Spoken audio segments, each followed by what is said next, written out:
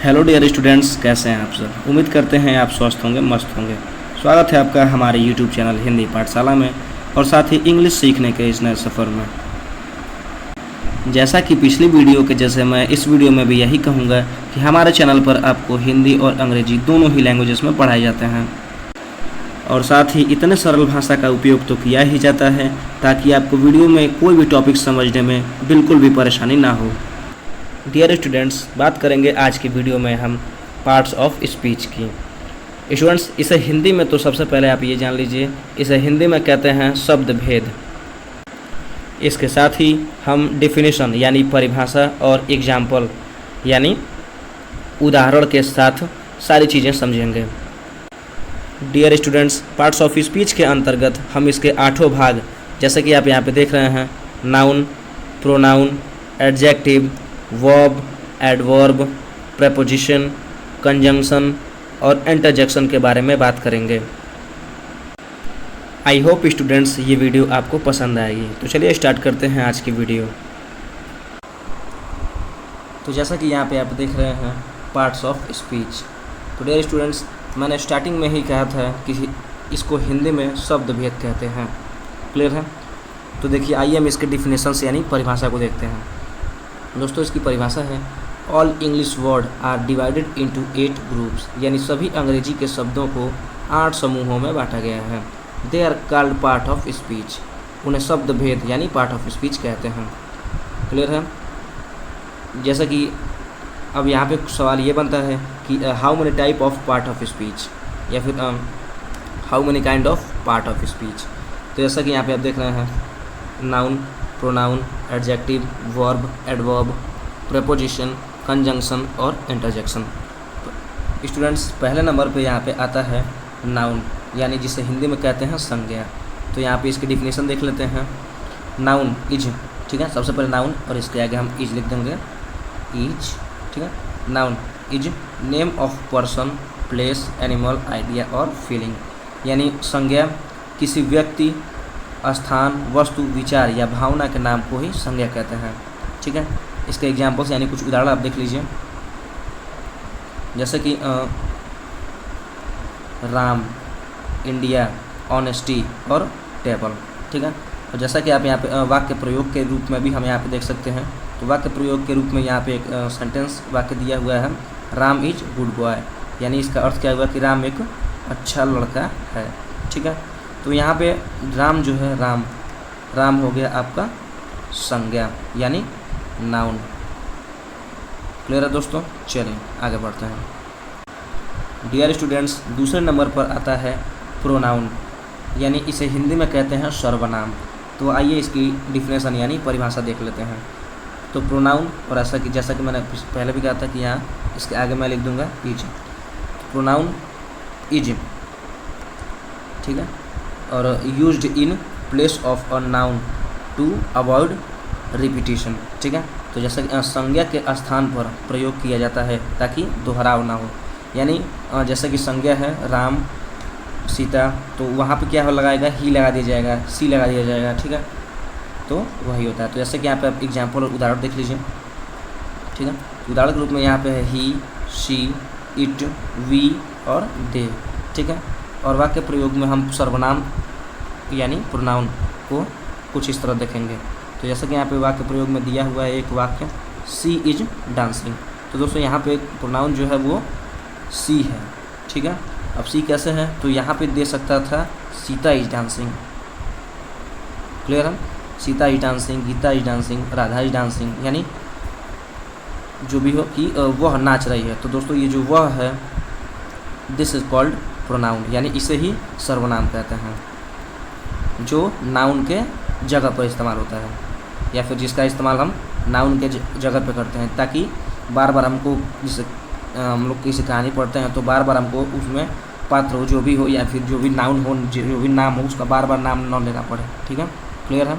चलिए आगे बढ़ते हैं। डियर स्टूडेंट्स, तीसरे नंबर पर है एडजेक्टिव यानी विशेषण। ठीक है। तो यहाँ पे इसके डिफिनेशन देख लेते हैं। एडजेक्टिव इज डिस्क्राइब और क्वालिफाई और नाउन और प्रोनाउन, यानी विशेषता, विशेषण क्या करता है, विशेषण संज्ञा और सर्वनाम की विशेषता बताता है। जैसे कि एग्जाम्पल या फिर यहाँ पे उदाहरण आप देख लेंगे, टाल, ब्यूटीफुल, थ्री, और भी बहुत सारे हैं, जैसे कि ग्रेट, हैंडसम, क्यूट, या फिर जैसे कि यहाँ पे कोई कलर ही हो गया ब्लैक, वाइट, ठीक है। तो अब यहाँ पे एडजेक्टिव यानी विशेषण के आप वाक्य प्रयोग करके देख लीजिए। It is a beautiful dress, यानी यह एक सुंदर ड्रेस है। तो यहाँ पे ब्यूटीफुल क्या है, ब्यूटीफुल ये जो है, ब्यूटीफुल जो है वो एडजेक्टिव है, ठीक है, ADJECTIVE, ठीक है, एडजेक्टिव। डियर स्टूडेंट्स, नंबर 4 पर आता है वर्ब, यानी जिसे हम हिंदी में कहते हैं क्रिया। तो सबसे पहले यहाँ पे हम क्रिया के डेफिनेशन यानी परिभाषा देख लेंगे।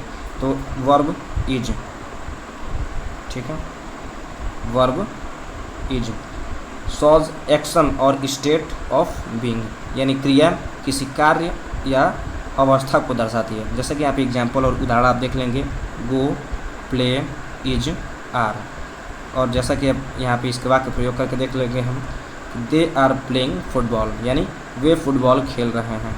तो यहाँ पे जो वे है, यानी यहाँ पे जो दे है, तो ये क्या है, ये है वर्ब, वर्ब, ठीक है। आगे बढ़ते हैं। नंबर 5 पर आता है एडवर्ब, यानी क्रिया विशेषण, ठीक है, एडवर्ब यानी क्रिया विशेषण। तो आइए इसकी डिफिनेशन यानी परिभाषा देख लेते हैं। तो adverb is describes a verb, adjective और अनदर एडवर्ब। जैसे कि क्या करता है वो, वर्ब यानी क्रिया, एडजेक्टिव यानी विशेषण या किसी अन्य एडवर्ब यानी क्रिया विशेषण की विशेषता बताता है, ठीक है। जैसा कि यहाँ पे आप एग्जाम्पल देख लीजिए, क्विकली, वेरी, हियर, डेली, ठीक है।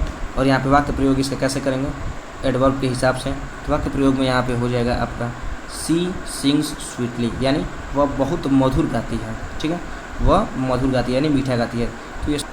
तो यहाँ तक क्लियर दोस्तों। चलिए आगे बढ़ते हैं। डियर स्टूडेंट्स, नंबर 6 पर आता है प्रीपोजिशन, यानी संबंध बोधक, जिसे हिंदी में हम क्या कहते हैं, संबंध बोधक। तो आइए इसके डिफिनेशंस यानी परिभाषा देख लेते हैं। तो यहाँ पे है कि प्रीपोजिशन, ठीक है, इज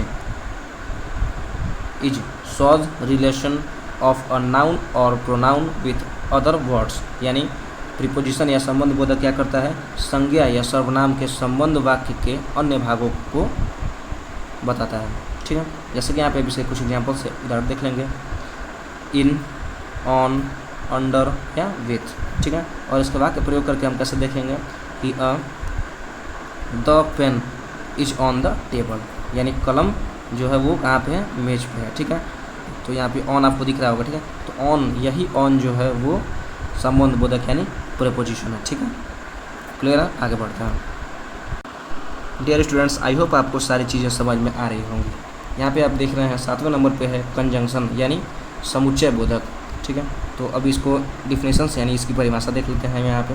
तो conjunction is joins words, phrases और सेंटेंसेस, यानी यहाँ पे जो कंजंक्शन यानी समुच्चय बोधक क्या करता है, शब्दों, वाक्यों और वाक्यांशों को जोड़ता है, ठीक है। जैसा कि आप यहाँ पे एग्जांपल इसके देख लीजिए, एंड, बट, और या बिकॉज, ठीक है। और यहाँ पे इसके वाक्य प्रयोग करके आप देख लीजिए, Ram and Shyam are friend, ठीक है, यानी राम और श्याम क्या है, दोस्त हैं, मित्र हैं, संगतियाँ हैं, जो भी हो। यहाँ पे आप देख रहे हैं एंड, तो एंड आया है बीच में, तो एंड क्या है, एंड है जो कंजंक्शन है, क्लियर है दोस्तों। अगर आपको ये मेरी मेहनत पसंद आ रही होगी, वीडियो पसंद आ रही होगी, या फिर इस वीडियो के सारे टॉपिक से आप कुछ भी सीख पा रहे होंगे, तो वीडियो को एक लाइक ज़रूर कीजिएगा। चलिए बढ़ते हैं इसी के साथ आगे। स्टूडेंट्स, यहाँ पर 8वें नंबर पर है, या फिर आप ऐसा भी कह सकते हैं कि पार्ट्स ऑफ स्पीच का 8वां भाग जो है वो इंटरजेक्शन है, ठीक है, यानी इसको हिंदी में क्या कहेंगे, विस्मयादि बोधक, ठीक है। तो आइए इसके डिफिनेशन समझ लेते हैं। तो जैसा कि interjection is expresses sudden feelings और इमोशंस, यानी ये क्या करता है कि ये अचानक होने वाले भाव को व्यक्त करता है, ठीक है। एग्जाम्पल आप इसको देख लीजिए, एग्जाम्पल वाव, ओ, एग्जाम्पल्स नहीं, तो आइए इसके वाक्य प्रयोग करके देख लेते हैं। तो वाक्य प्रयोग में है ये, wow you won the prize, यानी वाह तुमने इनाम जीत लिया। ठीक है, तो यहाँ पे ये जो वाव है, ठीक है, वाव, ताकि और इसके आगे देखिए यहाँ पे विस्मयादि बोधक चिन्ह लगा हुआ है। ठीक है, तो यहाँ पे ये जो वाव है ये क्या है, इंटरजेक्शन है। तो आई होप आपको सारी चीज़ें समझ में आ रही होंगी। डियर स्टूडेंट्स, आज के लिए इतना ही, और अगले वीडियो में हम आपको इन 8 के डिफिनीशंस और काइंड्स यानी प्रकार के बारे में बताएंगे। ठीक है, तो आई होप आपको वीडियो पसंद आई होगी। अगर आपको वीडियो पसंद आया हो या आपने कुछ नया सीखा हो तो इस वीडियो को एक लाइक ज़रूर करें, और साथ ही चैनल को सब्सक्राइब भी करें और बेल आइकन भी दबाएं। ठीक है, और कमेंट में लिखिए कि yes I am ready to learn English. मिलते हैं नेक्स्ट वीडियो में, तब तक के लिए bye, take care and keep smiling.